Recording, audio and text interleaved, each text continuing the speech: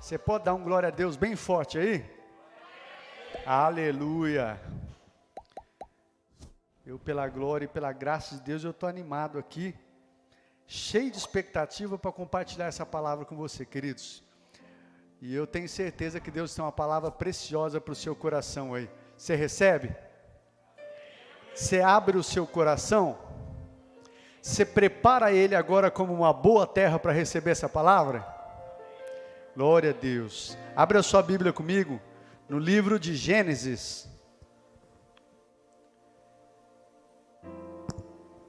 O livro das origens. Gênesis capítulo 41.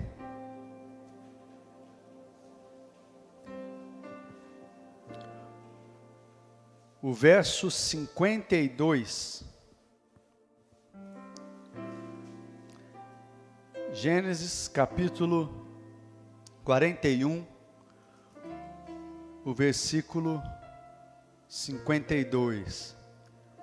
Antes de nós lermos aí, deixa eu dar as boas-vindas aqui, queridos. Quero louvar a Deus pela vida de cada um de vocês que está aqui, né? Nesse dia chuvoso, com um pouquinho de frio. Glória a Deus por cada um de vocês que está aqui, que Deus os abençoe, em nome de Jesus. Quero louvar a Deus pela vida dos amados que estão nos acompanhando também, através das redes sociais, mas mais uma vez também digo como seu pastor, você que faz parte ainda desse rebanho, dessa casa, se puder estar aqui, esteja congregando presencialmente, tá bom, queridos? Em nome de Jesus. Mas eu sei que Deus vai falar tanto com o pessoal que está aqui, quanto com o pessoal que está acompanhando agora ao vivo, ou posteriormente nessa gravação. Eu creio que Deus vai falar poderosamente aos nossos corações, como diz o nosso pastor Eibe, não por mim, mas apesar de mim.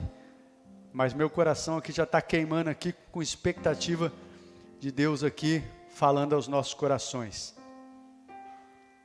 Glória a Deus. Antes de nós lermos o texto, eu quero em mais um instante orar com vocês. Vamos orar? Pai de amor, obrigado por mais essa noite e esse dia estarmos aqui, podendo celebrar e te adorar, mas também estamos aqui nesse momento, com expectativas para ouvir o que o Senhor quer falar conosco. Então eu peço que o Senhor fale aos nossos corações, Pai. Prepare os nossos corações como uma boa terra. E tudo aquilo que o inimigo das nossas almas tem tentado fazer para atrapalhar, para que a gente não ouça, não retenha a palavra e não seja transformado, tudo isso, todos esses planos dele, caia por terra agora em nome de Jesus. Mas prevaleça a vontade do Senhor, que é que a tua igreja seja edificada, seja fortalecida, seja transformada e seja frutífera para a glória do teu santo nome. Pai, eu te agradeço pelo que o Senhor está fazendo nesse lugar. Eu te agradeço pelo avivamento que o Senhor está promovendo. Eu te agradeço pelo despertar que o Senhor está fazendo. Eu te agradeço porque eu posso ver coisas grandiosas, Pai. Eu te agradeço e eu te louvo por isso. Em nome de Jesus, te agradeço. Te agradeço. Tudo isso porque o Senhor é bom. Porque a tua graça tem sido sobre as nossas vidas, Pai. Amém e amém. Glória a Deus. Gênesis 41, verso 52.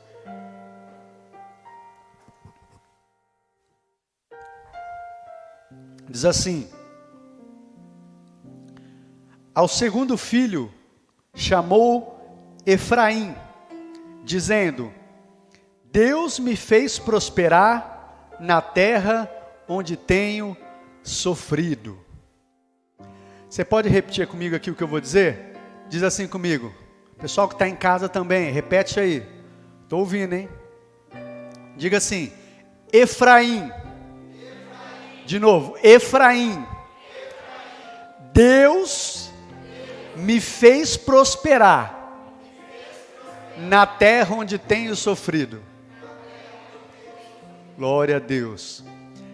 Querido, o pastor não precisou nem ser muito, como é que diz? Deixa eu achar a palavra aqui. Não precisou nem pensar muito para achar o tema da mensagem ou ser muito criativo. Porque o tema da mensagem é Efraim. Deus, ou aliás, prosperando na terra do meu sofrimento. Efraim, prosperando na terra do meu sofrimento. Deixa eu começar fazendo uma pergunta para vocês aqui. Você acredita, querido? Você acredita que é possível prosperar no meio de sofrimento? Você acredita nisso? Parece algo meio contraditório. Como é que eu estou prosperando no meio do sofrimento? Você acredita nisso, sim ou não? É possível prosperar em meio ao sofrimento? Amém. Quero fazer algumas outras perguntas, mas antes disso, quero falar um pouquinho da história.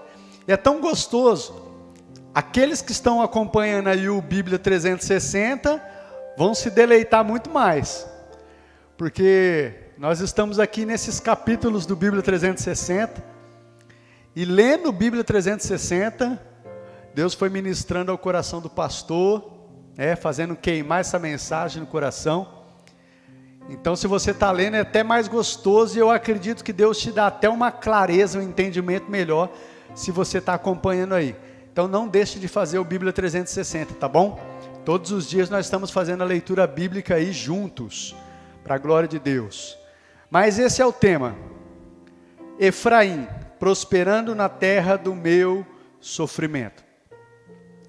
Para vocês não ficarem aí, se de repente você não está lendo, não conhece muita história, como eu li só um versículo, para você não ficar aí sem entender, eu vou relatar um pouquinho da história, para nós entrarmos aqui naquilo que eu quero explanar com vocês. Essa aqui é a história, queridos, da família de Jacó, ou Israel, né? E aqui esse versículo que nós lemos, é um dos filhos de Jacó, José, que teve 2 filhos, na terra do Egito. Ele se tornou o governador do Egito, teve 2 filhos, e esse versículo que nós lemos, foi o segundo filho que ele teve, que se chamava Efraim, porque ele disse, que é o significado, Deus me fez prosperar na terra do meu sofrimento. O primeiro filho que ele teve, se chamou Manassés, e Manassés significava, Deus me fez esquecer também todo o sofrimento, me fez esquecer todo o meu sofrimento e toda a casa do meu pai. O primeiro filho, Manassés, Deus me fez esquecer todo o meu sofrimento e toda a casa do meu pai. E o segundo filho que ele teve, Efraim, Deus me fez prosperar na terra onde tenho sofrido. Mas como é essa história, pastor? Eu quero dar um pequeno relato. Você vai encontrar essa história desde Gênesis capítulo 37. Ali fala que Jacó, que tinha os seus 12 filhos, as 12 tribos de Israel, né? E um dos seus filhos era José, que se tornou o governador do Egito. José, filho caçula, tinha um ainda mais novinho que era Benjamim, né? Mas José diz que ele pastoreava os rebanhos do seu pai junto com seus irmãos. Mas José era o queridinho do papai. José era o filho queridinho do papai. O papai mandou fazer uma túnica longa para José. E os irmãos de José, por verem que José era o queridinho, diz que os irmãos de José não gostavam dele, odiavam ele, por ser José o queridinho do papai. Não só isso, diz que José também, queridos, contava ao pai a má fama dos seus irmãos. Então não é só por ele ser queridinho, os irmãos dele também tinham uma má fama. Então alguma coisa eles não faziam de bom, porque José caguetava eles, né? José caguetava os irmãos para o pai, a má fama deles. E o que acontece, queridos? José, em determinado tempo, ele teve um sonho, e ele contou esse sonho para os seus irmãos, e nesse sonho ele diz que eles estavam amarrando os feixes de trigo, né? E de repente o feixe dele se levantou, e o feixe dos seus irmãos, todos se curvaram diante do feixe dele. E contou o sonho para os irmãos. E diz que depois teve outro sonho, que o sol, a lua e 11 estrelas se curvavam também diante dele. E os irmãos deles entenderam o sonho, porque diz que os irmãos dele chegou e falou: o que é que você está dizendo? Você está querendo dizer que você vai governar sobre a gente? E diz que por causa disso, os irmãos dele passaram a odiar José ainda mais. Passaram a odiar José ainda mais. E certa feita, os irmãos de José estavam pastoreando um rebanho, num lugar distante, eu não me lembro onde é agora, o nome da cidade, não vou abrir o texto, mas o pai dele fala: ó, vai ver onde seus irmãos estão. Como chama, Tiago? Dote ou Dotan, né? Não sei. Dote, né? Isso que é bom, a gente já tem, o pessoal conhece a Bíblia. Lembrei até uma pregação do pastor Luciano Subirá, desculpou, não ouviram. Produção, me dá o... Pedi para a produção me ajudar. A minha produção é o Tiago aqui, o pastor Paulo, o pessoal aqui. É a Dotan, né? Diz que eles estavam em Dotan pastoreando o rebanho do pai. E o seu pai manda José ir atrás de seus irmãos, para ver como é que estavam seus irmãos. Enfim, resumindo a história, diz que quando ele encontra os irmãos, ele se perde, mas depois alguém ajuda ele e ele acaba encontrando os irmãos. E quando os irmãos dele vê ele de longe, diz que os irmãos dele falam: ah lá vem o queridinho do papai. Não está isso aqui, né? Lá vem o bonitão, queridinho do papai, o sonhador. Sonhador, eles falaram: lá vem aquele sonhador. Quer saber de uma coisa? Vão matar esse camarada. Vamos ver o que vai ser desse sonho dele. Não está se achando o cara? Vão matar ele e vamos ver o que vai ser do sonho deles. E diz que quando José chega, eles agarram José, arranca a túnica, né, que o pai tinha feito. E Rúben, o mais velho, ainda tenta, querendo salvar José, ainda fala: não, meus irmãos, não vamos fazer isso, o que a gente vai ganhar aí derramando o sangue do nosso irmão? Diz que tenta salvar e fala: não, vamos pegar ele e vamos jogar ele num desses poços aí. Porque ele, na verdade, diz o texto que depois ele pretendia tirar José de lá. E aí eles arrancam a túnica e jogam José no poço. Mas aí depois diz que estava passando por ali uma caravana de ismaelitas. Eles falam: o que é que a gente vai ganhar se a gente matar o nosso irmão? Quer saber? Tiraram o irmão do poço e pegaram e venderam José como escravo, essa caravana de ismaelitas que levou José para o Egito. Chegando no Egito, esses ismaelitas venderam José para um camarada chamado Potifar. Um camarada chamado Potifar, que era capitão da guarda do rei do Egito, do faraó. E diz que ali José começou a servir Potifar. E por causa que José começou a servir na casa de Potifar, diz que tudo que José fazia na casa do seu senhor egípcio, ele começou a prosperar. A casa de Potifar começou a prosperar por causa de José, né? Mas ele era escravo, foi vendido como escravo. E quando parecia que as coisas estavam indo melhorzinho, né? Diz que José era bonito, era atraente.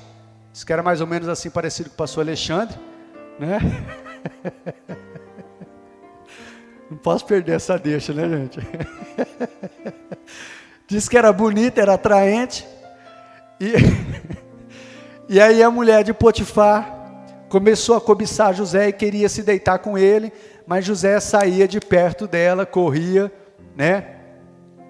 Mas aí certa vez ele entrou para fazer os seus afazeres, os empregados não estavam na casa, e ela agarrou José, e José, correu, só que ela segurou a túnica e ficou com a túnica na mão. Então ela começou a gritar, e ela mentiu lá para os empregados que José tentou violentar ela, tentou abusar dela, né? E quando o marido dela chegou, como dizia o pastor Cláudio Duarte, o Boitifar, quando o Boitifar chegou, o pastor está se lembrando de muita coisa agora, não era as pregações. Diz que quando o Potifar chegou, diz que ela contou a história, e Potifar pegou e mandou prender José na prisão ali do rei, onde ficavam os prisioneiros do rei. Então José foi preso injustamente. Mas sabe o que é interessante? Que diz que ali na prisão, José também achou graça aos olhos do carcereiro, até a tal ponto que daqui a pouco José já estava comandando ali a prisão. O carcereiro deixou a prisão, tudo ali ao comando de José. José estava no comando ali, né? José ficou no comando.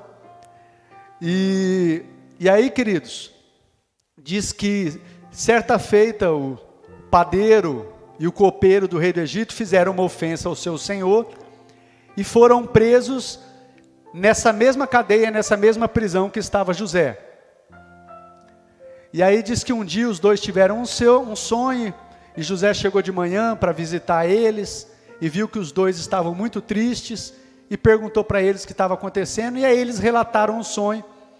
José interpreta o sonho dos dois, né? E a interpretação, resumindo aqui, o copeiro seria restituído, iria servir a Faraó novamente, e o padeiro seria enforcado. Deus deu a interpretação e foi realmente o que aconteceu. E ainda José fala para o copeiro: quando você estiver lá, se lembre de mim que eu estou nessa prisão, porque eu fui trazido para cá injustamente, da terra dos hebreus, e aqui também eu não fiz nada para estar nessa prisão. Então quando você for lá diante do Faraó, não se esqueça de mim não. Mas diz que o copeiro voltou a servir Faraó, mas se esqueceu de José, durante 2 anos. Nem se lembrou de José, né, queridos? Nem se lembrou de José. Até que o Faraó teve um sonho que estava perturbando ele, mandou chamar todos os magos do Egito, ninguém interpretava o sonho. Aí o copeiro se lembrou: opa, hoje eu me lembro das minhas faltas. E aí chegou diante de Faraó e falou: Faraó, estou me lembrado, tinha um camarada quando eu estava lá na prisão, que ele interpretou o meu sonho, o sonho do padeiro, e realmente o jeito que ele falou aconteceu. Aí Faraó falou: manda trazer esse camarada. Diz que foi lá, né, vestiu José, se barbeou e foi para a presença de Faraó, né? Faraó chegou e falou: estou sabendo que você é o cara que interpreta sonhos. Ele falou: não, eu não posso fazer isso, eu não tenho poder para fazer isso, mas Deus tem. Eu lembro desses detalhes, que esses detalhes marcou. Deus tem.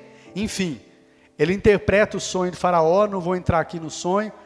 O sonho significava que haveria 7 anos de grande bonança no Egito, mas depois viria 7 anos de fome. Tamanha fome que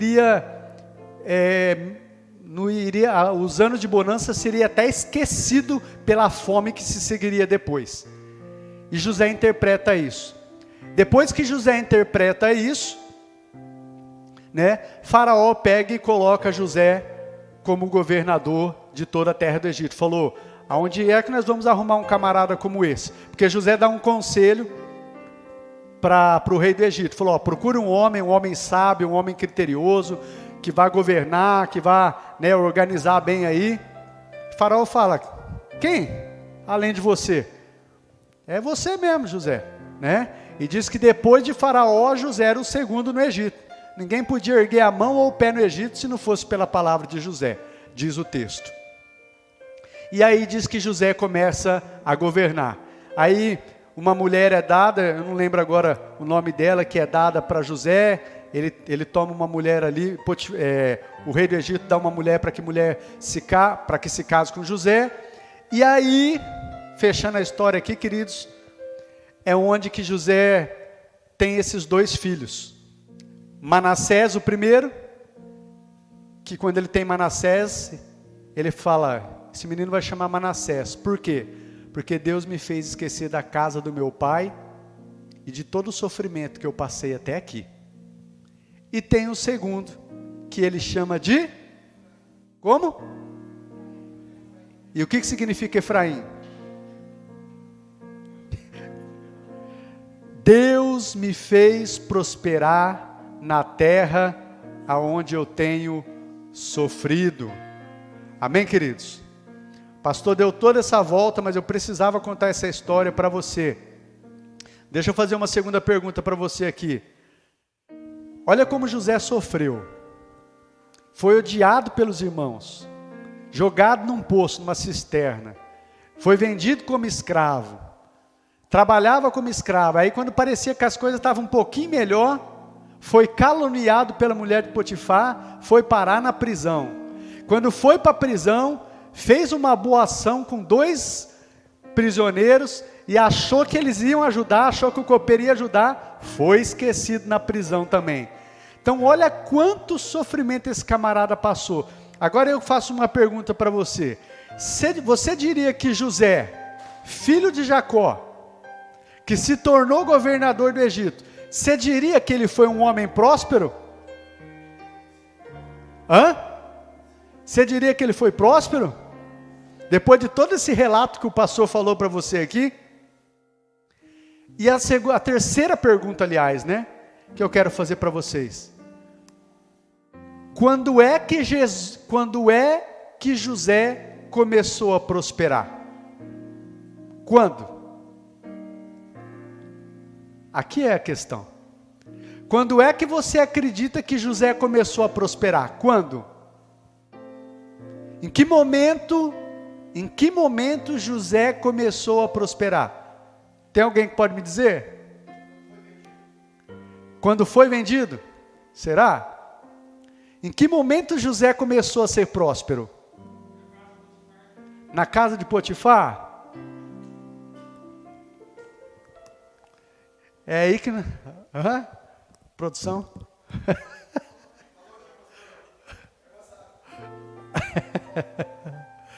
Mas vamos lá, queridos, vamos lá. Queridos, eu acredito que tem muitas pessoas que acabam não desfrutando de uma vida próspera, a gente está falando de prosperidade, frutífera e feliz, porque ainda não entenderam o que realmente é a verdadeira prosperidade. Mas através dessa história aqui de José, filho de Jacó, que se tornou governador do Egito, a gente vai aprender alguns segredos.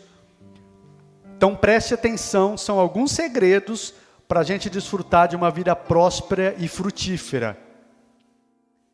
Primeira coisa, eu quero falar do significado de Efraim. Já falei algo aqui, mas o nome de Efraim significa frutífero, fértil, ou aquele que multiplica. O texto da Torá argumenta que o nome Efraim, que também significa dupla fertilidade, se referiria à capacidade de José produzir filhos, especialmente enquanto esteve no Egito, ou seja, na terra do seu sofrimento. Novamente, se referiria à capacidade de José produzir filhos, especialmente enquanto ele esteve no Egito, ou seja, na terra do seu sofrimento. E no texto de Gênesis 41, 52, que é o texto base que eu li, a gente vê José dando nome ao seu segundo filho de Efraim, afirmando que Deus o fez prosperar na terra do seu sofrimento. Sendo assim, como eu posso ser próspero? Como é que eu posso ser próspero em meio aos sofrimentos? Primeira coisa, aqui começa. Na verdade, algumas coisas, eu acredito que tem muito mais. Eu comecei a enumerar a partir do versículo 37, do capítulo 37. Mas primeira coisa, como é que eu posso ser próspero em meio aos meus sofrimentos? Primeiro, não deixe de sonhar. Gênesis 37. Projeta para mim. Gênesis 37.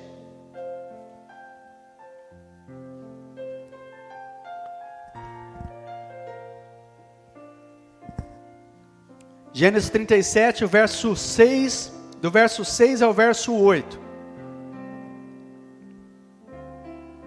Olha o que diz aí. José dizendo para os seus irmãos: ouçam o sonho que tive, disse-lhes. Estávamos amarrando os feixes de trigo no campo, quando o meu feixe se levantou e ficou em pé, e os seus feixes se ajuntaram ao redor do meu e se curvaram diante dele. Seus irmãos lhe disseram, então você vai reinar sobre nós? Quer dizer que você vai governar sobre nós? E o odiaram ainda mais por causa do sonho e do que tinha dito. Sabe como eu posso ser próspero em meio aos sofrimentos, queridos? Deixa eu dizer algo para você aqui. Não deixa de sonhar. José, queridos, mesmo sendo odiado pelos irmãos, ele não deixou de sonhar. Eu acredito que José aqui foi até inocente, já compartilhei isso aqui em uma outra pregação, foi até inocente compartilhando o sonho com os seus irmãos já não gostavam dele, mas ele vai lá compartilhar.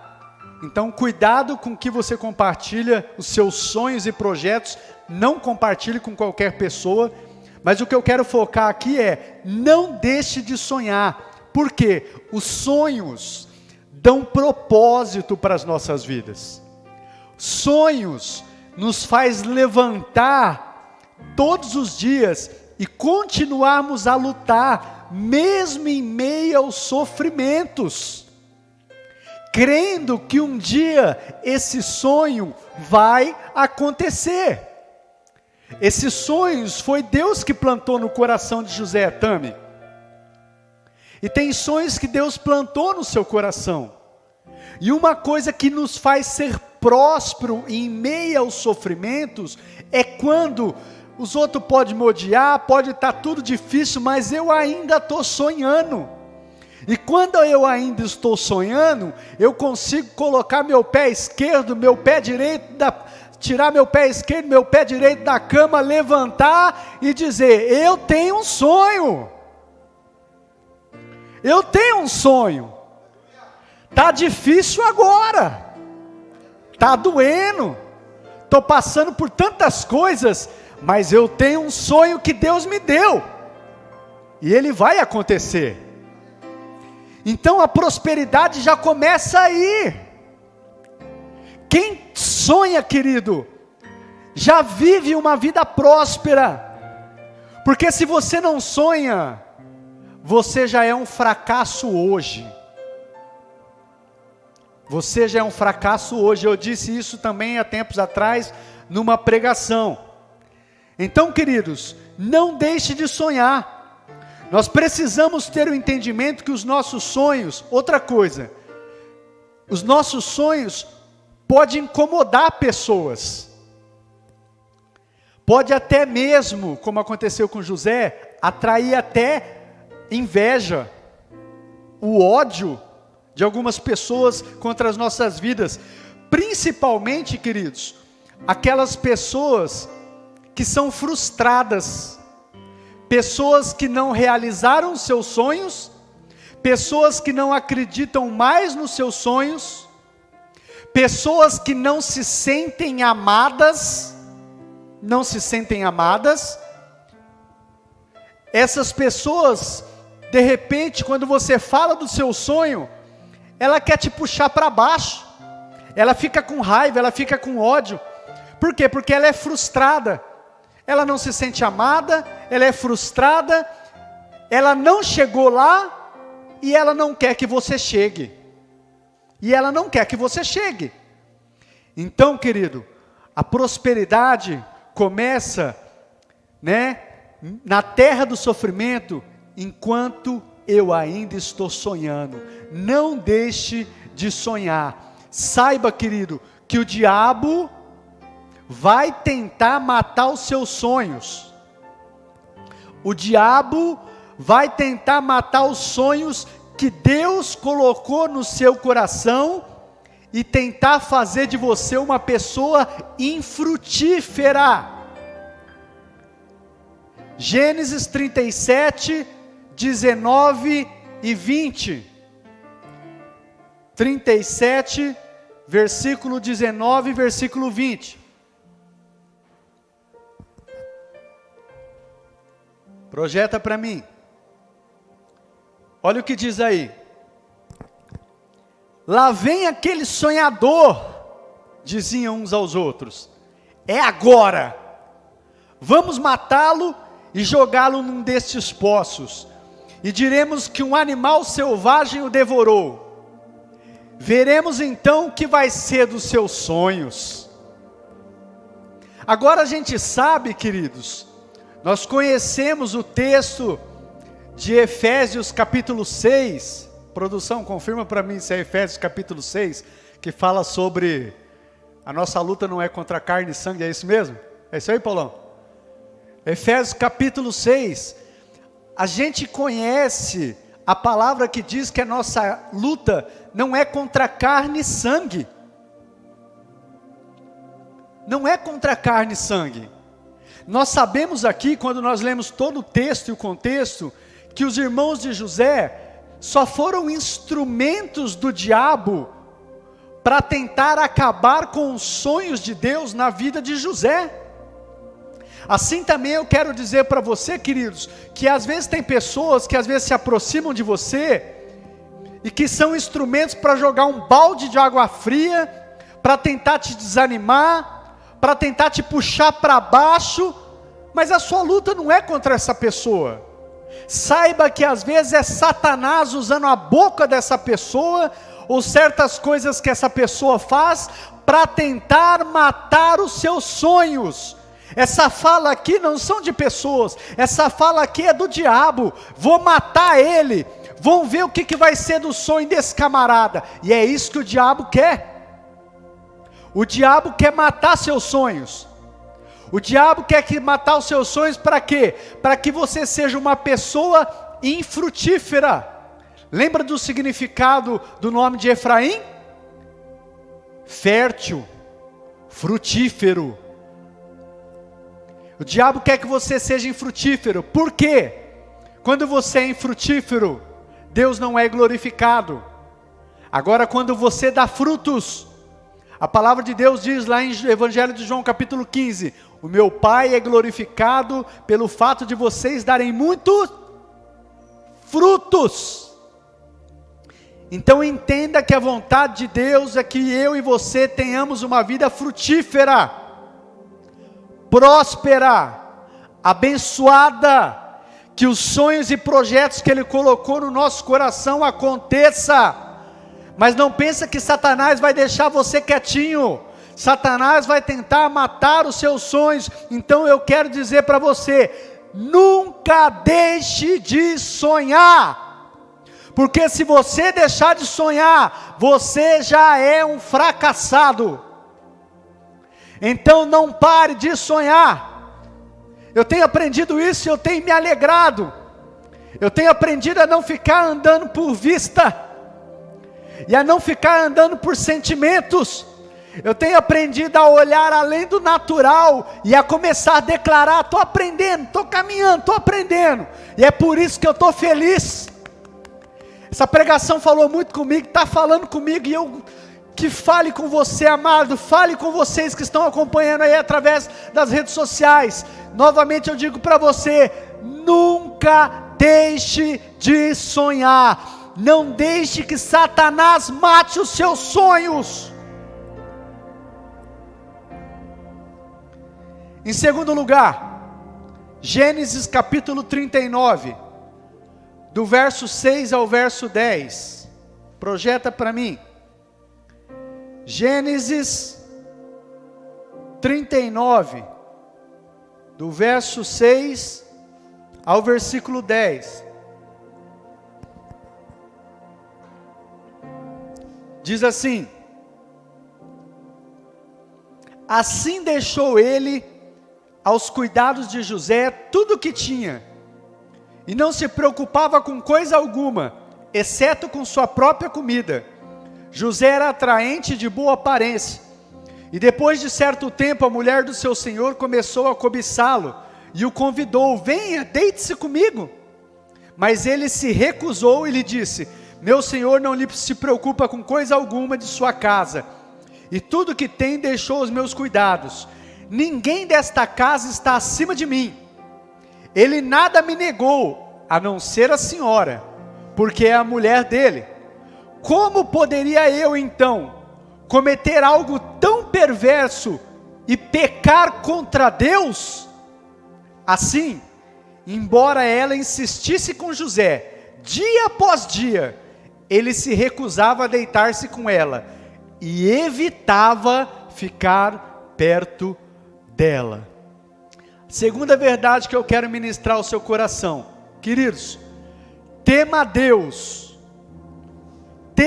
Deus em qualquer circunstância, mesmo quando as coisas não estiverem indo bem, mesmo quando parecer que Deus se esqueceu de você, mesmo quando parecer que Deus não está se importando com você, mesmo quando você for injustiçado, você, eu, precisamos continuar a temer a Deus, evitar o mal e fugir da aparência do mal.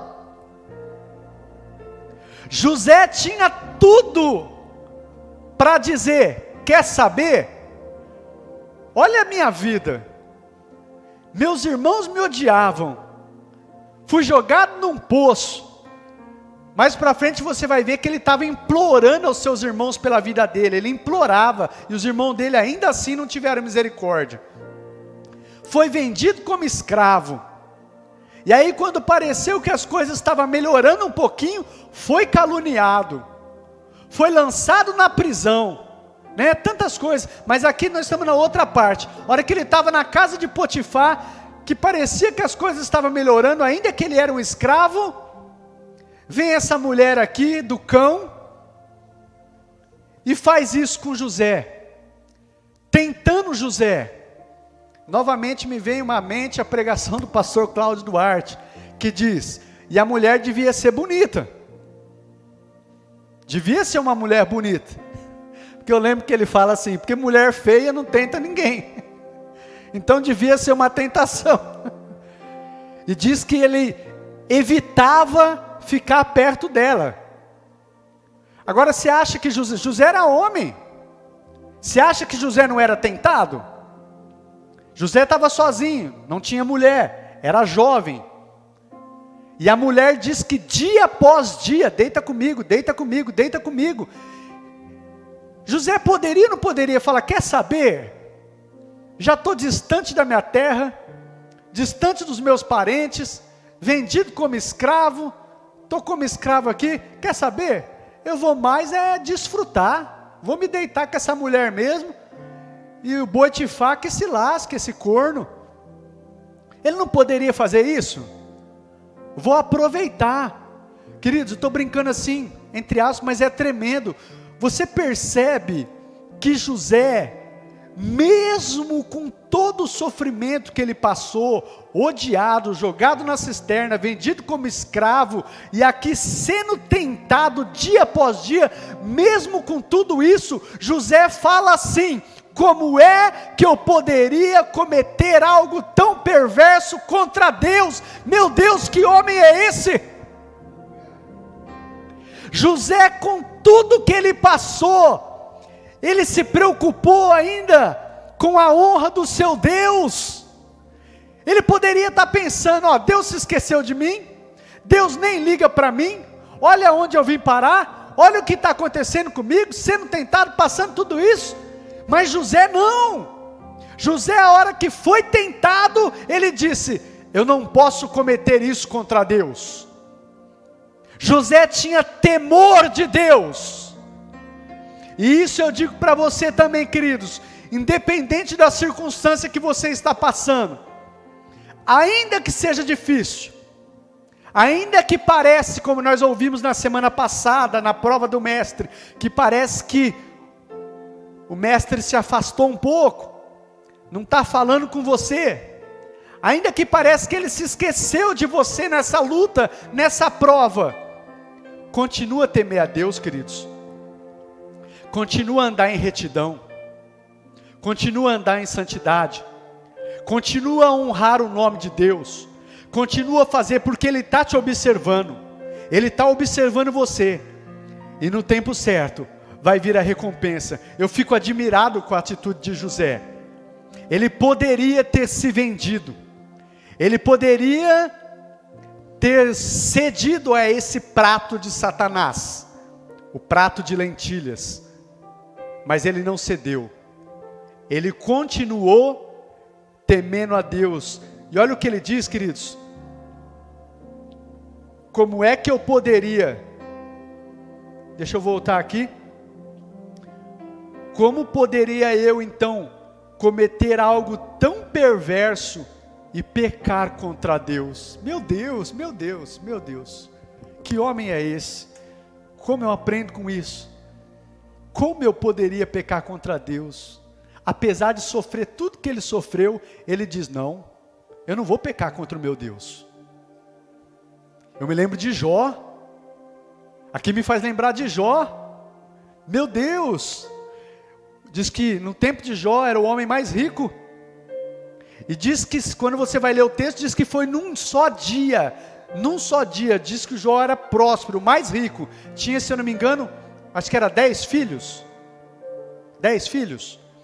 diz que num só dia, Deus permitiu que Satanás fosse lá, acabou com tudo que ele tinha, todo o seu rebanho, todos os seus bens, e seus irmãos reunidos numa casa para um banquete, veio um vento, matou os seus filhos, matou todos os seus filhos, perdeu tudo que tinha num dia, e perdeu tudo que tinha no mesmo dia, perdeu todos os seus filhos, teve que enterrar os 10 filhos, no mesmo dia, não me lembro se é 10, eu acho que é 10 filhos,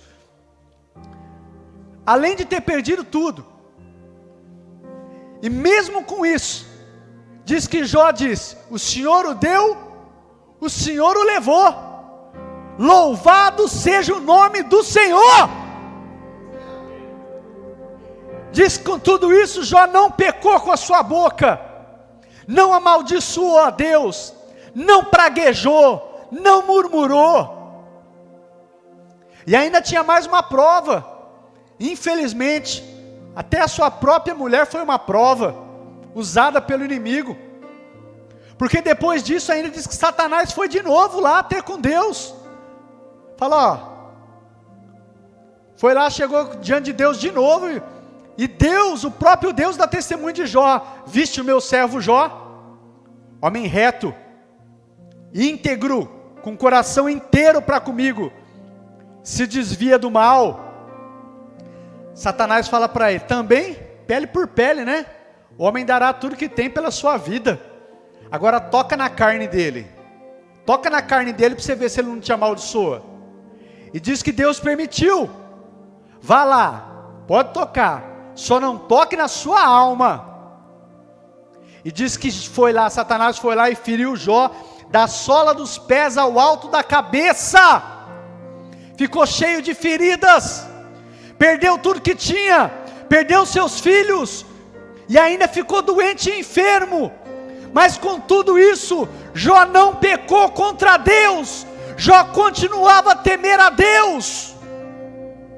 A sua mulher fala assim para ele, ei, com tudo isso, você ainda continua íntegro, você continua temendo a Deus, apesar de você passar tudo isso que você passou, olha como você está podre, você não tem mais nada, amaldiçoa o seu Deus e morre.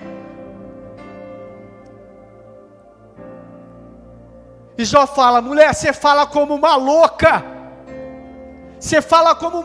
receberia eu o bem de Deus e não o mal? Minha vida está nas mãos de Deus, eu sei que o meu Redentor vive, e Ele há de se levantar.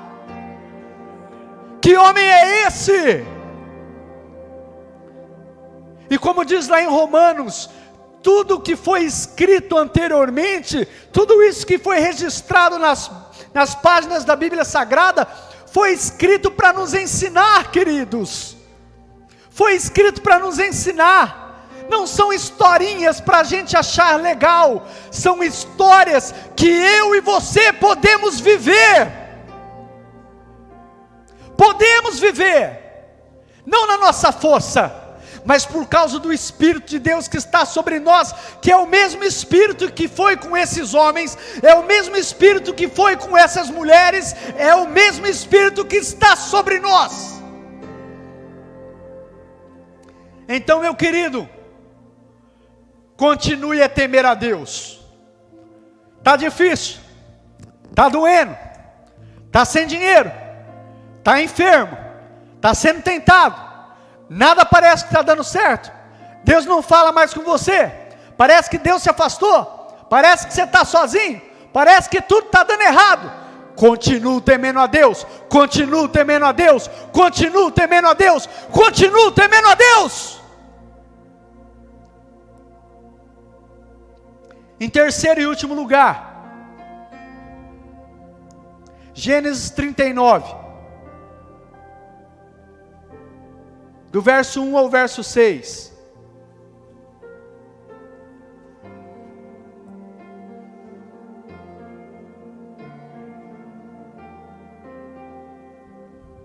Gênesis 39.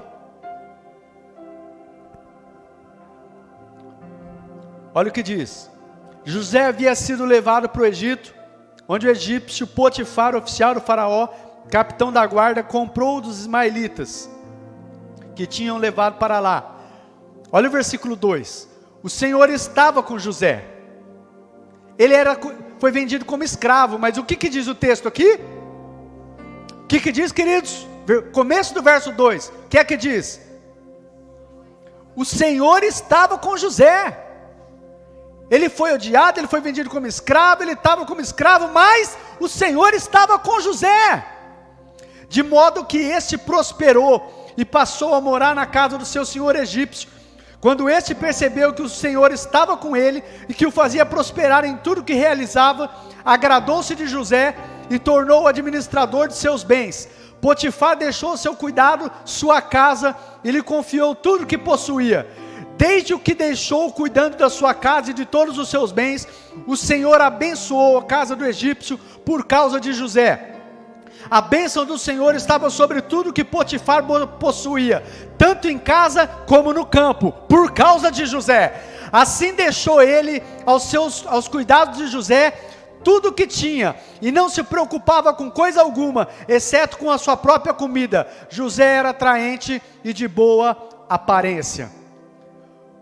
Capítulo 39 ainda, o verso 20. Verso 20 ao verso 23. Mandou buscar José e lançou na prisão, em que eram postos os prisioneiros do rei. José ficou na prisão, mas o Senhor estava com ele e o tratou com bondade. Meu Deus! Saiu como escravo e agora foi para a prisão. Mas o que diz aqui? Foi para a prisão, aonde ficavam os prisioneiros do rei. Mas o Senhor estava com José e o tratou com bondade ali na prisão, concedendo-lhe a simpatia do carcereiro. Por isso o carcereiro encarregou José de todos os que estavam na prisão, e ele se tornou responsável por tudo que lá sucedia. O carcereiro não se preocupava com nada do que estava a cargo de José, porque o Senhor estava com José e lhe concedia bom êxito em tudo que José realizava. Então José prosperou na cadeia, José prosperou na casa de Potifar, José prosperou na casa do seu pai, aonde quer que José estava, mesmo sendo odiado, mesmo sendo caluniado, mesmo passando por diversidades, em todo o tempo José prosperava. Por quê? Porque o Senhor estava com José. O Senhor estava com José, queridos. E aqui eu quero dizer para você, e nós vamos encerrar a primeira parte dessa mensagem. Semana que vem tem mais. Essa é a primeira parte. Semana que vem vai ter a outra parte dessa mensagem. Nós não devemos esperar a realização dos nossos sonhos para a gente se alegrar e para a gente dar fruto. Mas devemos dar frutos e nos alegrar onde quer que estejamos, seja como escravos na casa de Potifar, seja como prisioneiros na prisão do rei. Não espere acontecer e realizar o seu sonho, para que aí você fique feliz, e para que aí você venha a ser frutífero. Não, não, não. Se alegre agora, frutifique agora. Está na prisão? Dá fruto. Está como escravo na casa de Potifar? Dá fruto. E é possível. Por que que é possível? Porque a presença de Deus está com você, querido. O Espírito de Deus está com você.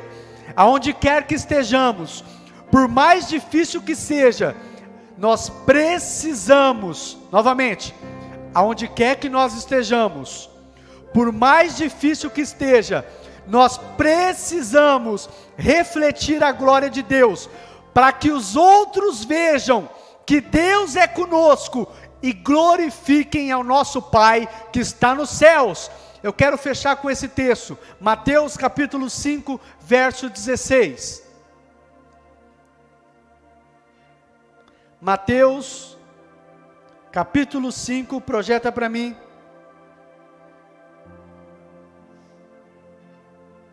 Verso 16.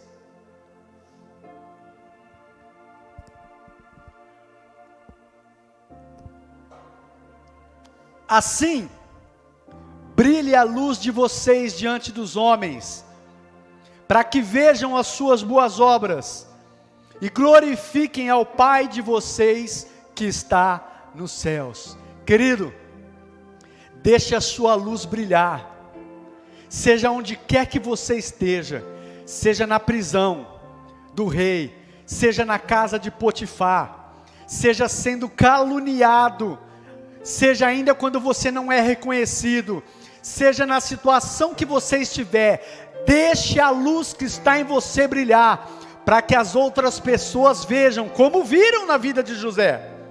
Potifar viu, carcereiro viu, os prisioneiros do rei que foram lá, viram, Faraó viu, todos viram que algo de diferente havia na vida de José, mesmo no tempo em que José estava passando por sofrimentos. Amém, queridos? Tem uma frase que eu deixo ela grudada ali no meu mural, dentro da minha sala. É uma frase que eu criei, claro que baseada na palavra, mas que eu deixo lá porque quando eu venho aqui meditar, e às vezes eu olho para aquela frase, em momentos difíceis, é uma frase que está no meu mural assim, que eu escrevi assim: eu escolho crer e me alegrar em Deus.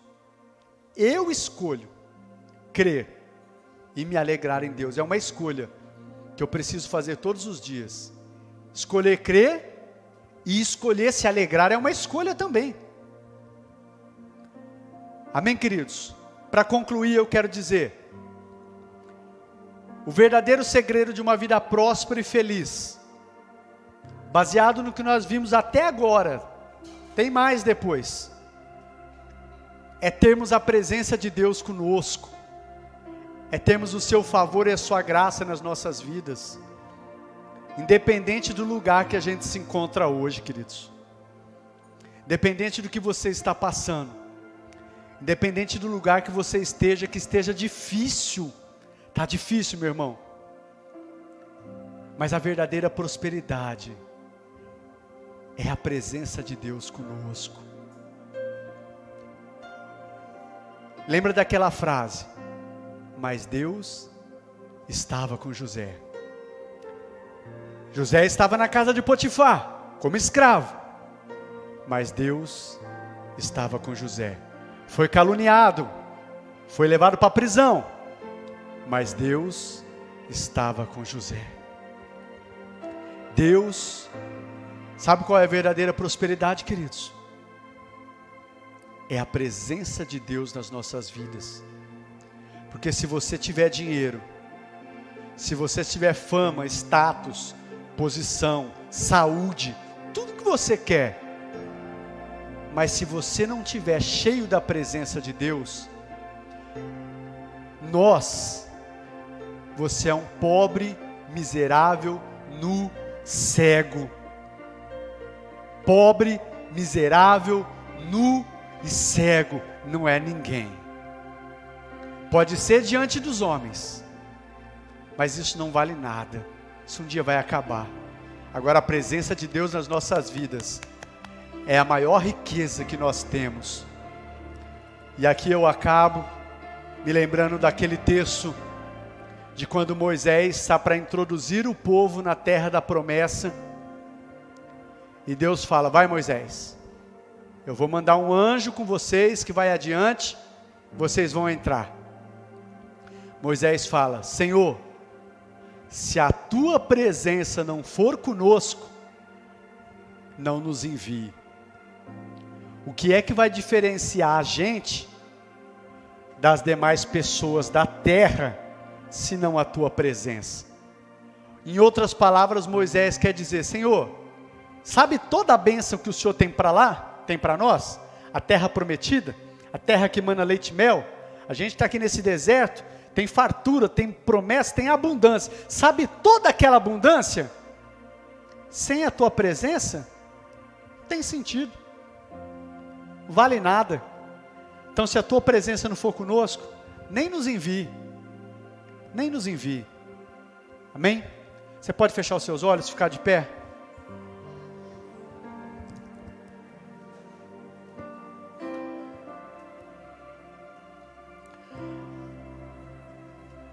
Pai de amor, eu agradeço ao Senhor por essa palavra tão preciosa.